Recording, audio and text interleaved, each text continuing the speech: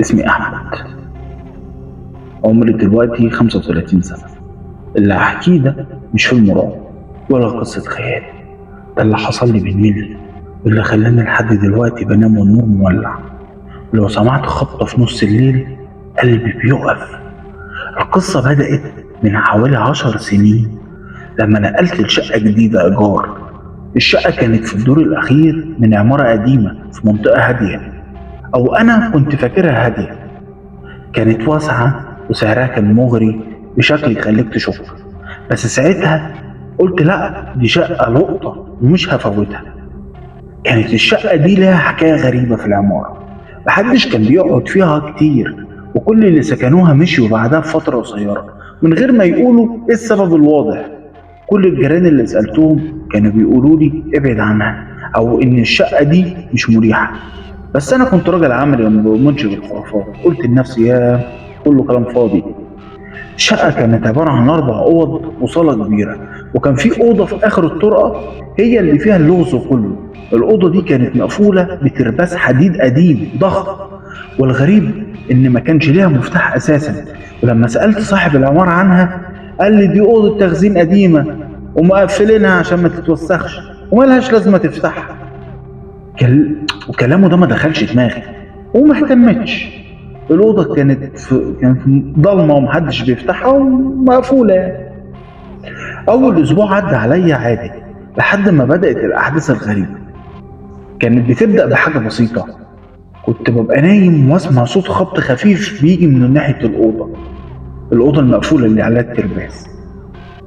في الأول قلت يمكن حد من الجيران اللي فوق، مع إن مفيش حد فوقي أصلا، أنا في الدور الأخير. أو يمكن الهوا اللي بيخبط في حاجة فبتسمع. مش عايز أهتم، بس الخبط كان منتظم، كأن واحد بيخبط بإيده على الباب، وبيجي كل يوم في نفس الوقت بالظبط الساعة 3 الفجر. كنت بصحى مفزوع، كنت ببقى مفزوع قوي على الصوت. كنت بسمع كام خبطة وبعدين يسكت خالص. كنت بقوم ألف في الشقة وأدخل الحمام وأرجع، وأحاول أقنع نفسي إني كنت بتخيل أو ده مجرد حلم. لكن لما الموضوع اتكرر لمدة 4 ليالي ورا بعض بدأت أعرف إن ده حقيقي، والصوت بيجي من ورا الترباس الحديد بتاع الأوضة دي تحديدا. في اليوم الخامس قررت إني مش هنام، فضلت سهران في الصالة وماسك موبايلي وبتصفح عشان ما اشغلش بالي. وأول ما الساعة جت 3 إلا 5 بالظبط قلبي بدأ يدق بسرعة رهيبة، وقمت وقفت قدام باب الأوضة وحطيت وداني على الباب. الهدوء كان مرعب، وكنت سامع صوت نفسي بس. وفجأة سمعت 3 خبطات خفاف، كأن واحد بيخبط بصوابعه. أنا اتجمدت مكاني. الصوت ما كانش عالي، بس في الهدوء ده كان كفيل إن يخلي جسمي كله أشعر. بصيت على الترباس الحديد، كان ثابت ومقفول زي ما هو. بصوت مرتعش كده لقيتني بقول مين. طبعا ما فيش حد رد عليا. كررت سؤالي بصوت اعلى، لو حد موجود يفتح الباب. الصمت هو اللي رد عليا. رجعت لسريري وانا مرعوب، بس الغريب ان بعد الخبط ده اليوم عدى طبيعي.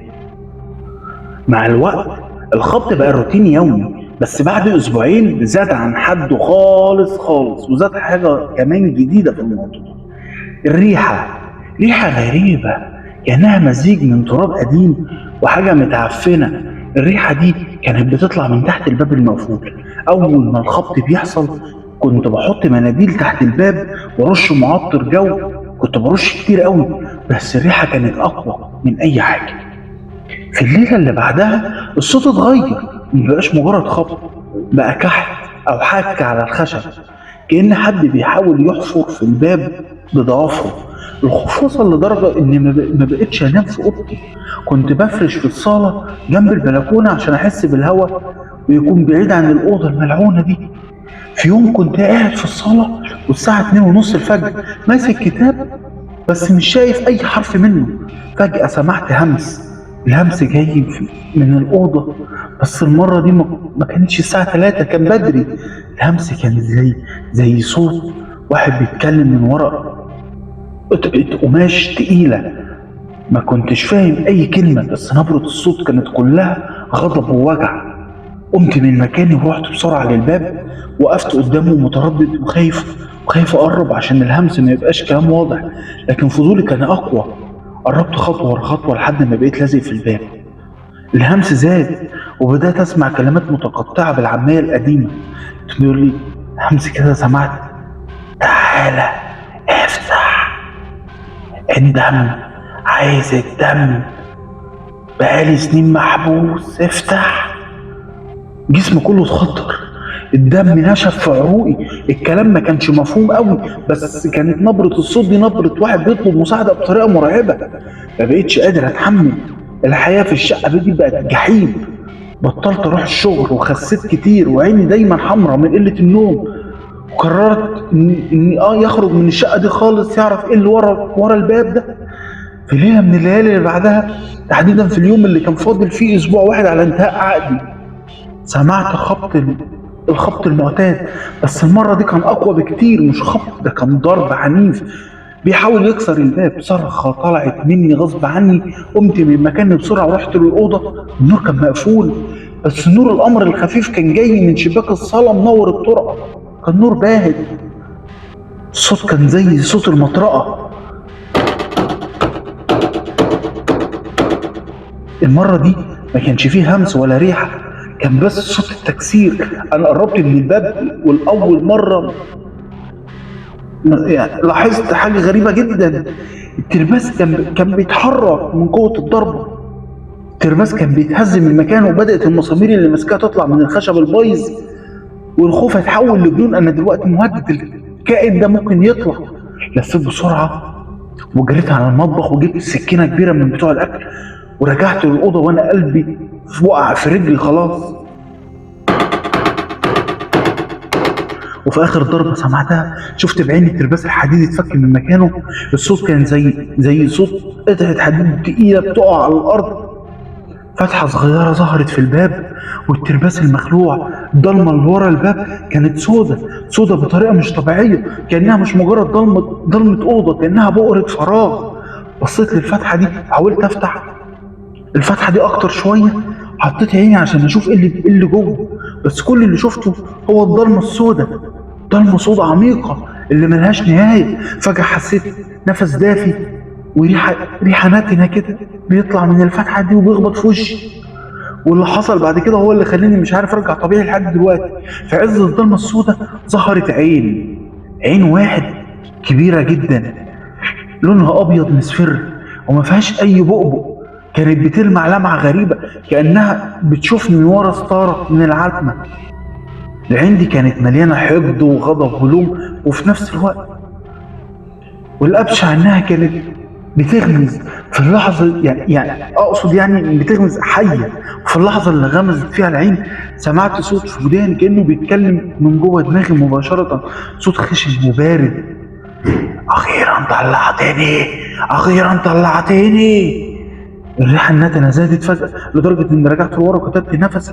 حسيت بقوة ضخمة بتضغط على الباب من جوه عشان تكسره. الباب بدأ يتحرك جامد ويتهز، والصوت زاد، والترباس مخلوع وبقى بيخبط في الأرض بشكل جنوني. السكينة وقعت من إيدي وأنا ما كنتش قادر أتحرك كأني مشلول. الحاجة الوحيدة اللي جت في دماغي دلوقتي إني أهرب. اللي خليتني أتحرك هي إن الباب كان هيتكسر في أي لحظة. جريت زي المجنون على باب الشقة الرئيسي، وما خدتش معايا أي حاجة، لا موبايل ولا محفظة ولا حتى لبست جزمتي. نزلت على السلالم 12 دور كأنه طاير. وأنا بجري سمعت من ورايا صوت فتحة الباب بتترزع، والباب اتفتح بالكامل واترزع في الحيطة. ولما وصلت لنص السلم سمعت صوت خطوات تقيلة بتجري ورايا، مش خطوات بني آدم، ده صوت زي صوت حاجة ضخمة بتزحف أو بتمشي على الأربع. الصوت كان بيقرب، وخرجت من باب العمارة كأني بصرخ. فضلت أجري في الشارع، والشارع كان ضلمة ومش حاسس بحاجة غير الخوف اللي بياكل في جسمي. فضلت أجري لحد ما وصلت للقهوة مفتوحة في أول شارع رئيسي. دخلت في وسط الناس وأنا بنهج ومش قادر، والناس كلها بصالي وكان وشي مصفر وبعرق، والناس مستغرباني وخايفة. قعدت على أقرب كرسي، والناس كلها بعدت عني خايفين مني، وأنا لسه سامع صوت الخطوات دي في وداني. فضلت في القهوة لحد الصبح.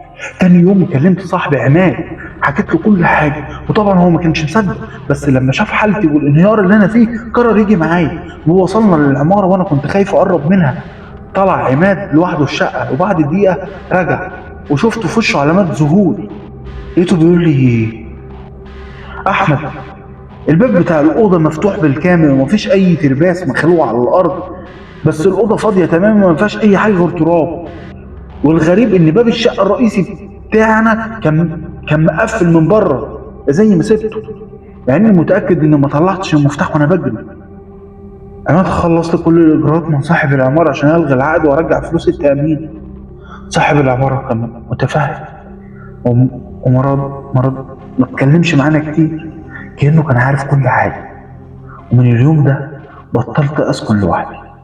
كل اللي شفته الوش اللي ظهر في الضلمه، والعين البيضة اللي بتغمز، والصوت اللي قال: أخيرا طلعتني. كل ده محفور في دماغي.